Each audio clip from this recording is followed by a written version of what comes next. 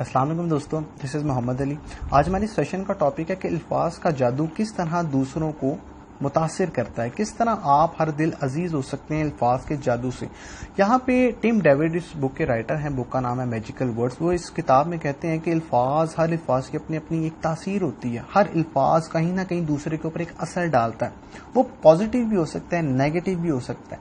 वो इस किताब में 7 ऐसे अल्फाज बताते हैं जिनको इस्तेमाल करते हुए हम दूसरों को मुतासिर कर सकते हैं और हर दिल अजीज बन सकते हैं और दूसरों के दिलों में अपनी कहीं ना कहीं जगह बना सकते हैं।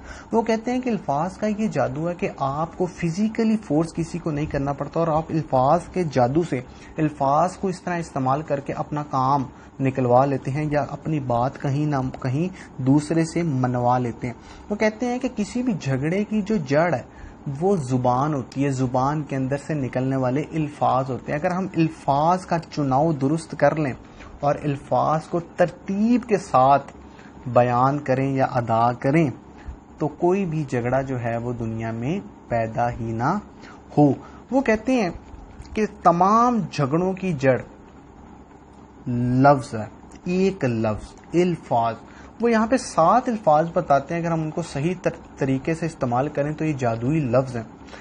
वो अल्फाज कौन से मैं आपके सामने पेश करूंगा। पहला लफ्ज है यस। वो कहते हैं जब भी आपने किसी से गुफ्तगू का आगाज करना है तो जी हाँ से करना है, यस से करना है। आपने नहीं से इस्तेमाल नहीं करना, क्योंकि हमारे यहाँ पे अमूमन जो बात होती है वो नहीं से शुरू होती है। जब हम कहीं ना कहीं नहीं से बात शुरू करते हैं तो कहीं ना कहीं वो बात नहीं रहती, बल्कि मुज़ाहमत का पहलू उसमें पैदा हो जाता है और कहीं ना कहीं उसके अंदर एक मुकाबलाबाजी का अंसर पैदा हो जाता है। वो कहते हैं जब भी आपने गुफ्तगू करनी है जी हाँ से करनी है और अगले की बात को आपने तसल्ली से पहले सुनना है।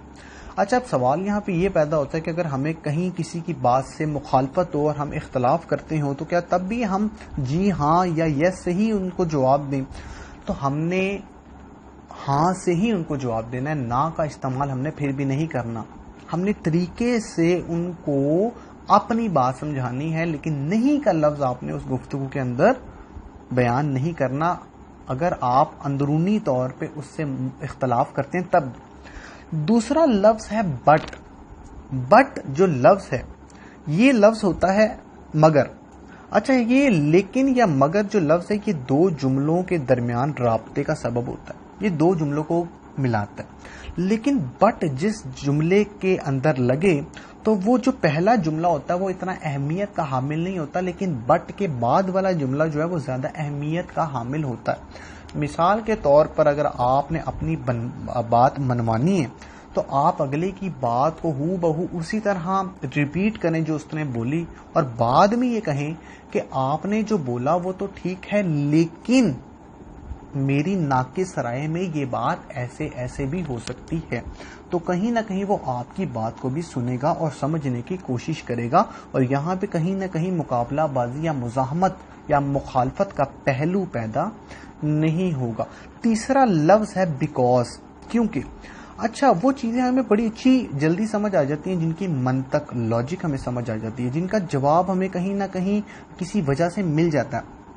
जब भी आप जुमले के अंदर बिकॉज लगाए तो ये भी दो जुमले को मिलाता है, राब्ते का काम करता है, लेकिन बिकॉज के बाद वाला जुमला जो है वो पहले जुमले की वजाहत बयान करता है। मिसाल के तौर पे आपने अपने एक दोस्त को अपने घर पे मदऊ किया था और वो किसी वजह से नहीं आ सका।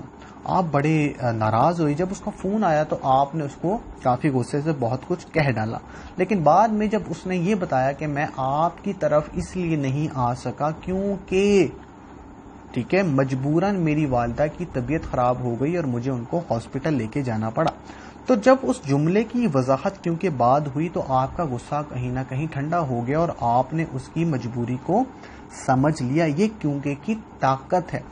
तीसरा लफ्ज है नाम। जब भी आप गुफ्तगू करें तो अगले को आपने गुफ्तगू के दरमियान नाम से बुलाना है, क्योंकि नाम के अंदर ऐसी कशिश है कि वो कहीं ना कहीं अपने आप को अहमियत देगा, वो ये समझेगा कि आपने उसको अहमियत दी है।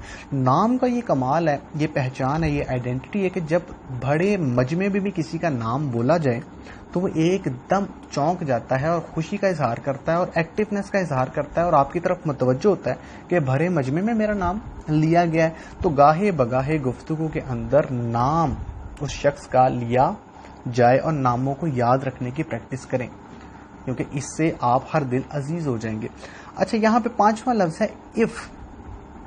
اگر جو ہے یہ ریئلٹی کو بیان کرتا ہے، اگر جو ہے یہ حقیقت کو بیان کرتا ہے۔ مثال کے طور پہ ایک جملہ ہے، اگر تم محنت کرو گے تو کامیاب ہو جاؤ گے، اگر تم نے ایسے ایسے نہ کیا ہوتا تو آج یہ مشکل میں تم نہ پھنسے ہوتے۔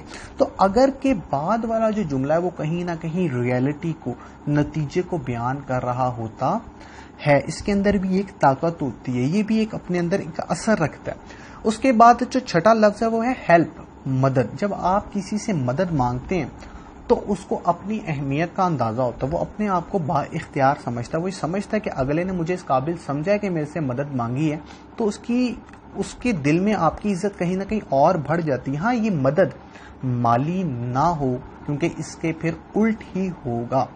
7واں لفظ ہے تھینکس، شکریہ۔ آپ نے جب بھی کوئی کام کرنا ہے یا گفتگو ہو جائے، یا اگر آپ کے لیے کسی نے کچھ اچھا کیا تو اس کا شکریہ ضرور ادا کریں، کیونکہ شکریہ سے اگلا آپ کا مشکور ہو جائے گا اور آپ اگلے کے مشکور ہو جائیں گے، اور دونوں کے دل میں ایک دوسرے کی عزت اور محبت پیدا ہو جائے گی۔ یہاں پہ آپ صلی اللہ علیہ وسلم کی حدیث پیش کرنا چاہوں گا جس کا مفہوم ہے کہ اگر کوئی انسان کا شکریہ ادا بھی نہیں کرتا تو حقیقت میں وہ اللہ کا شکریہ ادا بھی نہیں کرتا۔ تو ہمیں کہیں نہ کہیں اپنے گفتگو کے اندر یہ 7 الفاظ جو ہیں وہ جادوئی طریقے سے استعمال کرنے چاہیے، اور یہ ان کا اثر بہت زیادہ دوسروں کے دلوں پر ہوتا ہے، اور یہ الفاظ اپنے اندر ایک بڑی تاثیر رکھتے ہیں اور دوسرے کو کہیں نہ کہیں آپ کا گرویدہ اور آپ سے وہ متاثر کہیں نہ کہیں ہو جاتا ہے۔ تو امید ہے یہ سیشن آپ کو بڑا اچھا لگا ہوگا، بڑا کچھ سیکھنے کو ملا ہوگا، بڑا نیا علم آپ تک پہنچا ہوگا۔